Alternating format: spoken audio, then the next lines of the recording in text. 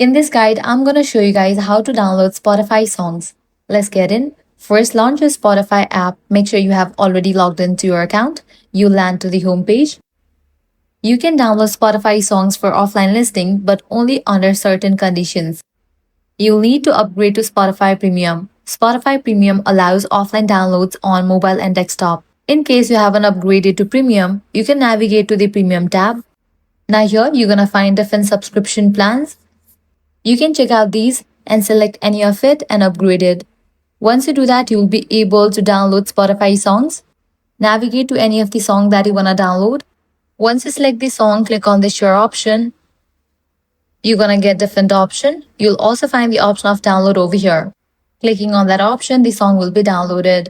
So this way you are able to download Spotify songs. So that's a wrap for this video. If this guide helped you out, do not forget to like, share and subscribe. Thanks for watching.